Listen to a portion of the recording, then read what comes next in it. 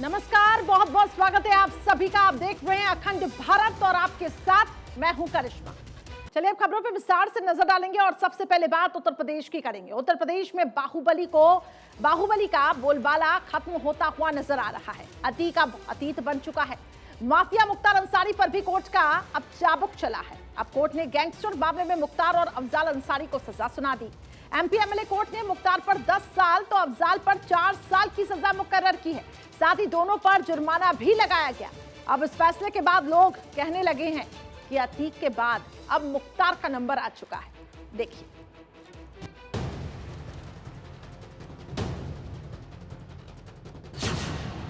योगी राज में एक और माफिया डॉन पर गाज। अंसारी ब्रदर्स पर कोर्ट का हथौड़ा, दोनों का गेम ओवर। मुख्तार की मुख्तारी गई, अफजाल पर अफजल नहीं। उत्तर प्रदेश में माफिया इस समय अपने सबसे खराब दौर में है। मुश्किलें बढ़ी हुई हैं। आपराधिक घटनाओं को अंजाम देने के बाद नतीजे भुगतने पड़ रहे हैं। माफिया अतीक और उसका भाई अतीत हो गया तो पूर्वांचल का एक और माफिया डॉन अंसारी ब्रदर्स पर कोर्ट का हथौड़ा चला है। ऐसा हथौड़ा कि अफजाल अंसारी की संसद सदस्यता जानी तय है। 2007 में गैंगस्टर मामले में मुख्तार अंसारी और उसके भाई को गाजीपुर की एमपी एमएलए कोर्ट ने सजा मुकर्रर की। गैंगस्टर मामले में मुख्तार और अफजाल अंसारी दोषी। एमपी एमएलए कोर्ट ने मुख्तार अंसारी को 10 साल की सजा सुनाई। मुख्तार के भाई अफजाल अंसारी को 4 साल की सजा। मुख्तार पर 5 लाख और अफजाल पर 1 लाख का जुर्माना। सन 2005 में तत्कालीन भाजपा विधायक कृष्णानंद राय की हत्या हो गई थी। हत्या होने के बाद उनके भाई रामनारायण राय ने एक रिपोर्ट थाना भावरकोल में पंजीकृत कराई थी, जिसमें अफजाल अंसारी और मुख्तार अंसारी को भी उस घटना को अंजाम देने के लिए अभियुक्त बनाया गया था। न्यायालय द्वारा अभियुक्त मुख्तार अंसारी को 10 साल का सश्रम कारावास और 5 लाख रुपए के अर्थदंड तथा अफजाल अंसारी को 4 साल के कारावास और 1 लाख रुपए के अर्थदंड से दंडित किया है। बांदा जेल में बंद मुख्तार की पेशी वीडियो कॉन्फ्रेंसिंग के जरिए हुई, जबकि अफजाल खुद कोर्ट पहुंचा था। सजा सुनाए जाने के बाद अफजाल को कड़ी सुरक्षा के बीच गाजीपुर जेल भेज दिया गया। 30 दिन के अंदर फैसले के खिलाफ हाई कोर्ट में अपील कर सकेंगे। अंसारी ब्रदर्स को गैंगस्टर एक्ट में सजा सुनाई गई। ये मामला 2007 का है। तब कृष्णानंद राय की हत्या के 2 साल बाद पुलिस ने मामला दर्ज किया था। यह केस कृष्णानंद राय की हत्या के बाद हुई आगजनी, बवाल, कारोबारी नंद किशोर रुंगटा की अपहरण, हत्या को आधार बनाते हुए पुलिस ने दर्ज किया था। 2007 के बाद यानी कि 16 साल से ये मामला गाजीपुर के एमपी एमएलए कोर्ट में था। ये पूरा मामला गैंगस्टर एक्ट के तहत दर्ज किया गया। ऐसे में आपको इस एक्ट के बारे में बताते हैं। 1986 में यूपी में गैंगस्टर एक्ट लागू किया गया। गैंग यानी समूह और स्टर का मतलब भीड़ से निकाला गया। कानून का लक्ष्य गिरोह बनाकर अपराध करने वाले अपराधियों पर शिकंजा कसना है। इसमें कम से कम 2 साल और ज्यादा से ज्यादा 10 साल की सजा का प्रावधान है। 2017 में योगी आदित्यनाथ ने सत्ता संभाली थी। तब उन्होंने कहा था कि अपराधी या तो अपराध छोड़ दे या फिर उत्तर प्रदेश छोड़ दे। 2022 में योगी आदित्यनाथ ने कमबैक किया और माना जा रहा है कि दोनों का अब गेम ओवर हो गया है। Bureau report, Bharat 24।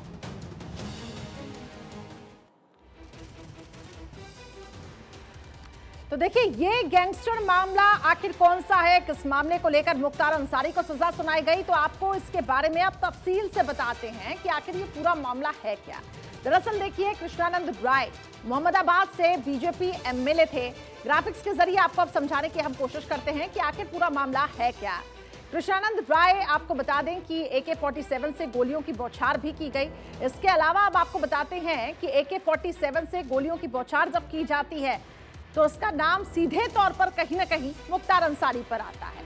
आगे अगर बढ़े तो बीजेपी विधायक कृष्णानंद राय की हत्या का पूरा इल्जाम जिस तरीके से आता है, इस पूरे मामले में इन्वेस्टिगेशन भी बढ़ती जाती है।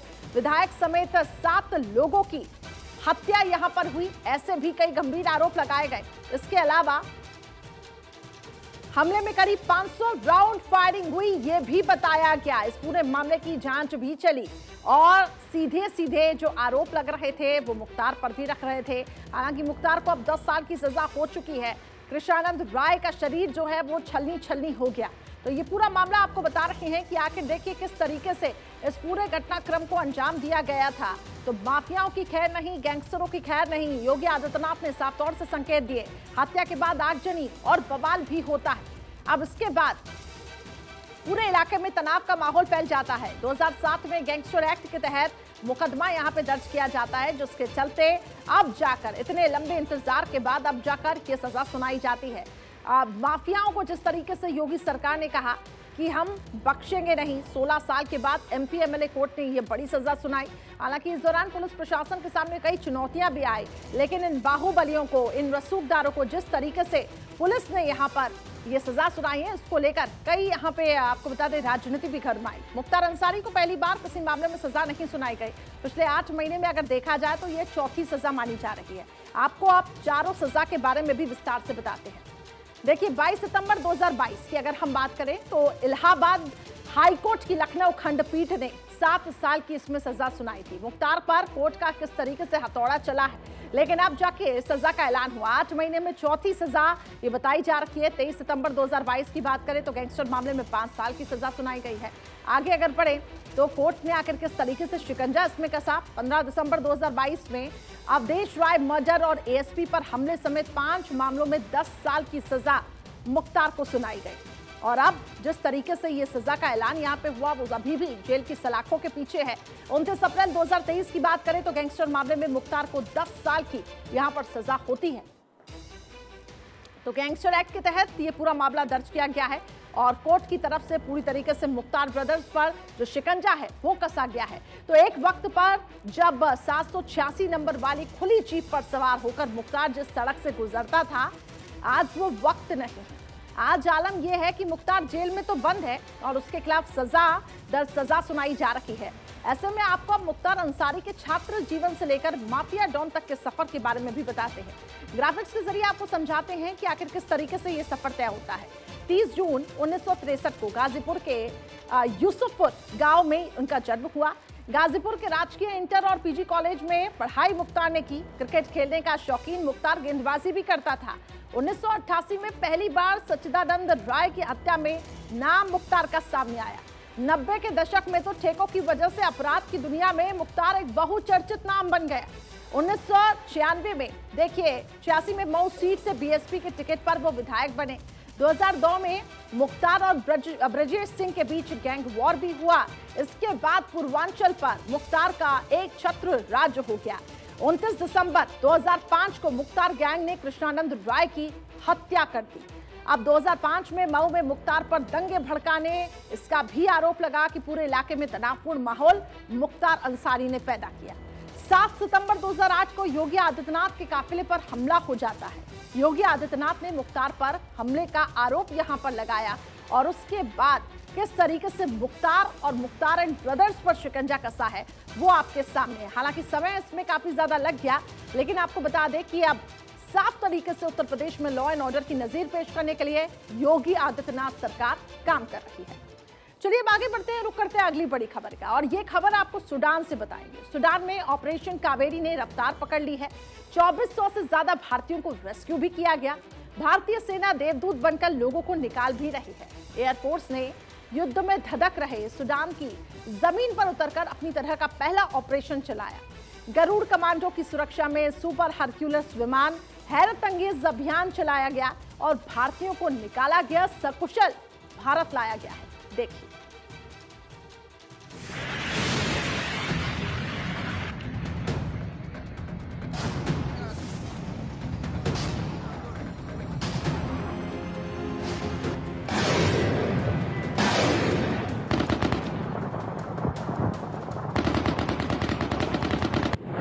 सूडान में भारतीय सेना बनी देवदूत, खतरों से खेलकर 121 भारतीयों को बचाया। नाइट विजन चश्मे के सहारे C-130J की लैंडिंग। सूडान में कोहराम मचा हुआ है। हर तरफ फायरिंग की आवाज सुनाई दे रही है। धमाकों से शहर दहल रही हैं। सड़कों पर लाशें बिखरी पड़ी हैं। इमारतें खंडहर में तब्दील हो गई हैं। लोग अपनी जान बचाने के लिए जहां तहां दुबके हुए हैं। दुनिया के कई देशों के लोग अपनी सलामती की दुआएं कर रहे हैं। भारत के भी हजारों लोग सूडान में फंसे हैं। इन लोगों को रेस्क्यू किया जा रहा है। ऑपरेशन कावेरी के तहत भारतीयों को निकाला जा रहा है।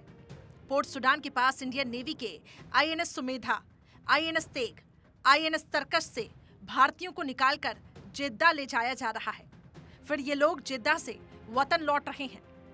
इस रेस्क्यू में भारतीय सेना देवदूत बनकर उभरी है। खतरों से खेलते हुए सेना लोगों को निकाल रही है।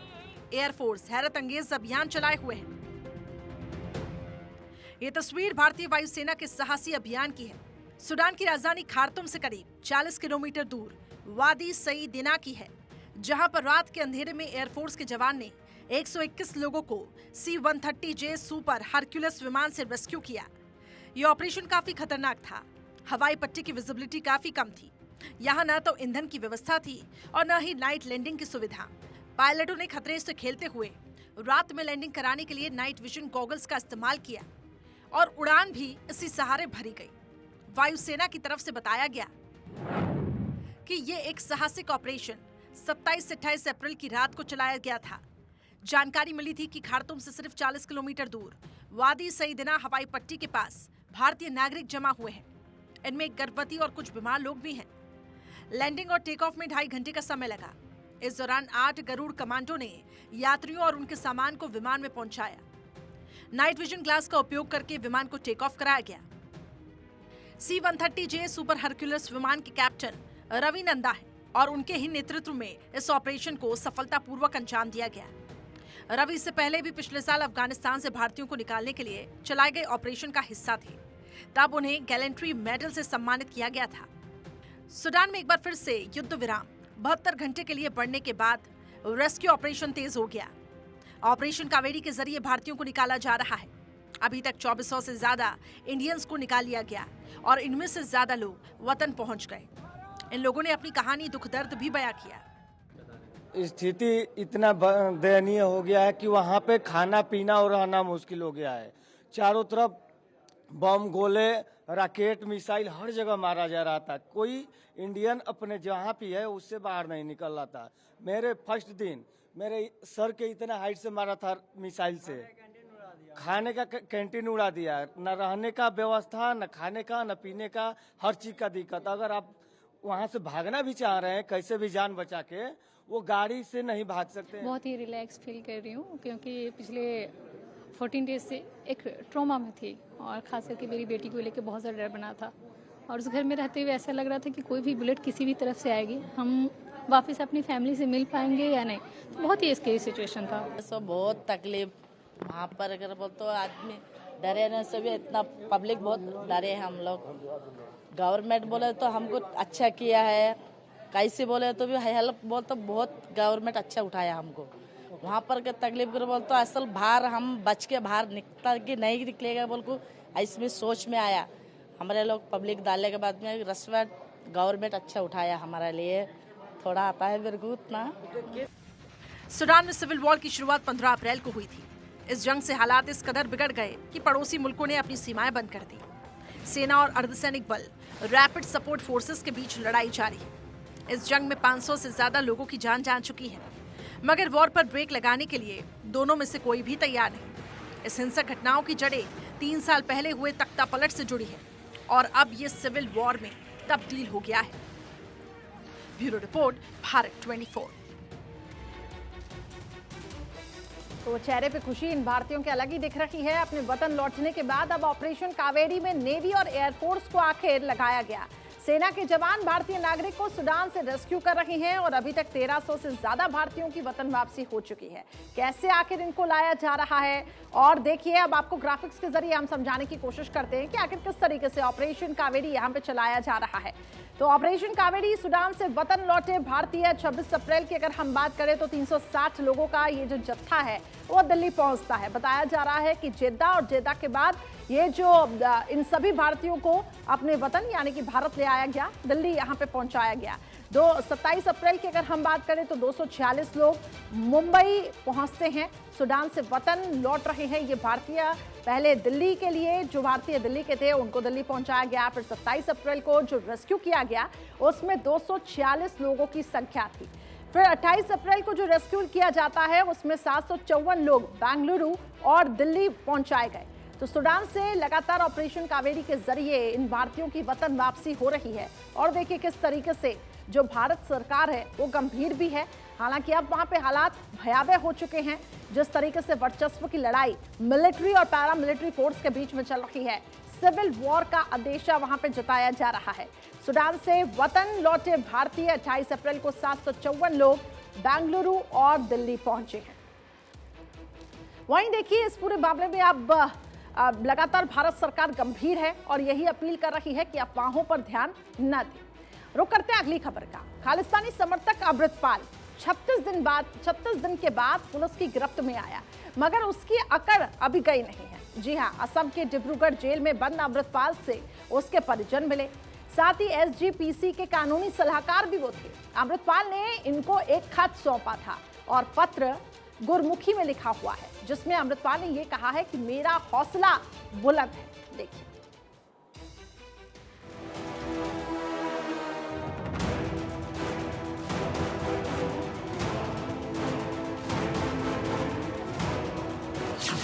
डिब्रूगढ़ सेंट्रल जेल में अमृतपाल बंद, खालिस्तानी समर्थक की फिर भी नहीं गई अकड़। चिट्ठी में लिखा, यहाँ मेरे हौसले बुलंद। खालिस्तानी समर्थक अमृतपाल असम की डिब्रूगढ़ जेल में बंद है। उस पर एनएसए लगा है, लेकिन कहा जाता है कि रस्सी जल गई पर बल नहीं गया। वही हाल अमृतपाल का भी है। देश विरोधी गतिविधियों की वजह से जेल में अमृतपाल बंद है। और जब जेल मिलने के लिए परिवार के लोग पहुंचे तो अमृतपाल ने कहा कि मैं बहुत ही पॉजिटिव हूँ।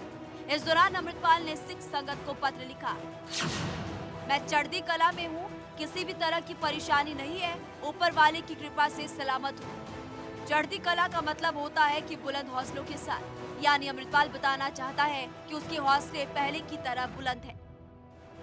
असम की जेल में बंद अमृतपाल सिंह समेत वारिस पंजाब दे संगठन के अन्य लोगों के परिजनों के साथ शिरोमणि गुरुद्वारा प्रबंधक कमेटी के कानूनी सलाहकार भगवंत सिंह सयालका, सिमरनजीत सिंह और अन्य लोग भी मौजूद थे। एसजीपीसी के कानूनी सलाहकार ने कहा कि अमृतपाल और दूसरे लोगों पर से एनएसए हटवाने की कोशिश करेंगे। अमृतपाल गिरफ्तारी से पहले 36 दिनों तक पंजाब पुलिस को चकमा देता रहा और एक बार फिर से जांच एजेंसियों को चकमा दे रहा है। सूत्रों के मुताबिक अमृतपाल ने खुफिया एजेंसियों के सामने मुंह तक नहीं खोला है। बहरूपिया अमृतपाल शातिराना अंदाज, खुफिया एजेंसियों और पुलिस के सामने कुछ भी बताने को तैयार नहीं। कुछ भी पूछताछ करने पर अमृतपाल पूजा पाठ करने में जुटा है। पूछताछ करने वाले अधिकारियों की बात का जवाब नहीं देता। सूत्रों के मुताबिक अमृतपाल के पास इंटरनेट डोंगल और फोन था। इंटरनेट डोंगल से वो विदेश व्हाट्सएप कॉल करता था। पुलिस और जांच एजेंसियों को अभी तक डोंगल और फोन नहीं मिला है। पुलिस ये भी पता लगाने में जुटी है कि डोंगल में जो सिम चल रहा था वो किसके नाम से था। 36 दिनों तक पंजाब पुलिस को जगह जगह धक्के खिलाने के बाद अमृतपाल ने मोगा जिले के रोडे गांव के अंदर सरेंडर कर दिया। सरेंडर करने के बाद पंजाब पुलिस उसे डिब्रूगढ़ जेल ले गई। डिब्रूगढ़ जेल में जब अमृतपाल के परिवार वाले और एसजीपीसी के सदस्य उसे मिलने गए तो अमृतपाल ने एक लेटर दिया है संगत के नाम, जिसमें साफ साफ लिखा है कि मैं चढ़दी कला में हूं, किसी तरह की कोई परेशानी नहीं है, ना ही चिंता करने की कोई बात है, जिससे साफ जाहिर होता है कि अमृतपाल की अकड़ अभी भी बरकरार है। अमृतपाल की गिरफ्तारी के एक सप्ताह बाद भी खुफिया एजेंसी और पंजाब पुलिस के हाथ खाली हैं। खुफिया एजेंसी और पंजाब पुलिस के लाख प्रयास के बावजूद भी अमृतपाल के मुंह से एक शब्द भी नहीं निकलवा पाए हैं। खुफिया एजेंसी या पंजाब पुलिस के सदस्य जब भी अमृतपाल से पूछताछ के लिए जाते हैं वो पूजा पाठ करने लग जाता है। लाख कोशिशें करने के बावजूद भी वो खुफिया एजेंसी और पंजाब पुलिस के किसी भी सवाल का जवाब नहीं दे रहा। अमृतपाल को पनाह देने वाले लोगों पर जब खुफिया एजेंसियों और पंजाब पुलिस ने शिकंजा कसना शुरू कर दिया तो अमृतपाल को पनाह देने वाले लोगों ने अमृतपाल की मदद करने से मना कर दिया, जिससे कि अमृतपाल की मुश्किलें लगातार बढ़ने लगी। सूत्रों के अनुसार अमृतपाल की हालत ये हो गई थी कि उसके पास रोजमर्रा के खर्चों के लिए भी पैसे तक नहीं बचे थे। वो एक एक पैसे के लिए मोहताज हो गया था। इसी का परिणाम है कि अमृतपाल ने जब मोगा जिले के रोडे गांव के गुरुद्वारे में सरेंडर किया उस समय उसके पास एक भी पैसा नहीं था और न ही कपड़े थे। खैर, अमृतपाल अब शिकंजे में है।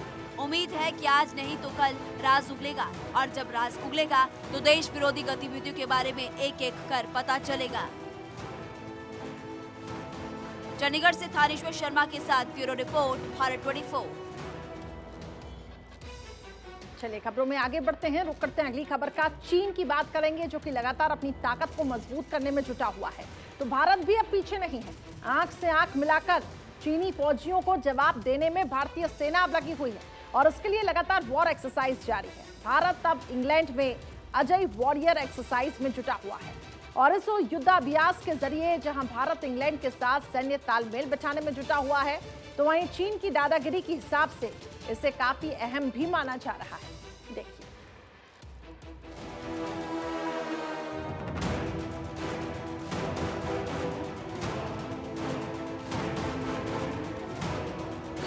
भारत इंग्लैंड का दम, चीन होगा बेदम। अजय वॉरियर से हिंदुस्तान जीतेगा हर रण। ब्रिटेन की धरती पर जय हिंद। भारत ने दिखाया दम, कांप उठा ड्रैगन। समंदर से लेकर आसमान और धरती तक चीन आए दिन दादागिरी दिखाता है। अब उसकी दादागिरी खत्म होने वाली है।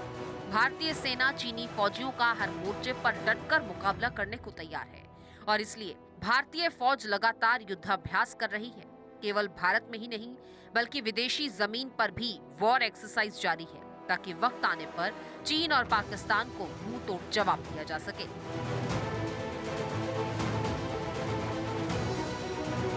हाल ही में भारत ने अमेरिका के साथ युद्धाभ्यास किया और अब इंग्लैंड के साथ जॉइंट वॉर एक्सरसाइज शुरू हो चुकी है। भारत और इंग्लैंड की सेनाओं के बीच ये युद्धाभ्यास यूनाइटेड किंगडम के सेलिसबरी मैदान में किया जा रहा है। इंग्लैंड में जॉइंट एक्सरसाइज की बात करें तो यूके से 2nd रॉयल गोरखा राइफल्स और भारतीय सेना की बिहार रेजिमेंट के जवान सैन्य अभ्यास में हिस्सा ले रहे हैं। वॉर एक्सरसाइज के जरिए दोनों देशों के फौजी एक दूसरे से तालमेल बैठाने की कोशिश भी करेंगे।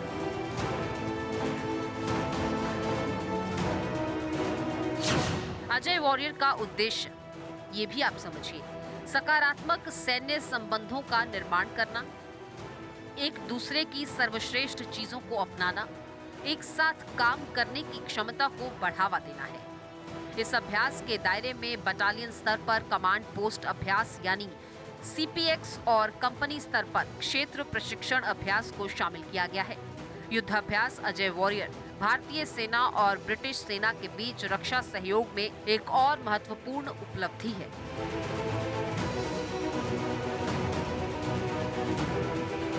जो दोनों देशों के बीच द्विपक्षीय संबंधों को अधिक बढ़ावा देगा। ये वॉर एक्सरसाइज 11 मई तक चलेगी। हर 1-2 साल में होने वाले ये युद्धाभ्यास यूनाइटेड किंगडम और भारत में वैकल्पिक रूप से आयोजित किए जाएंगे।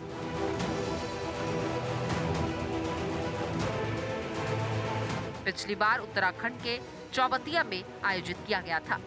ऐसे में कहा जा सकता है कि युद्धाभ्यास भारत के लिए काफी अहम है, वो भी उस वक्त जब चीन लगातार चालबाजी करने में जुटा हुआ है।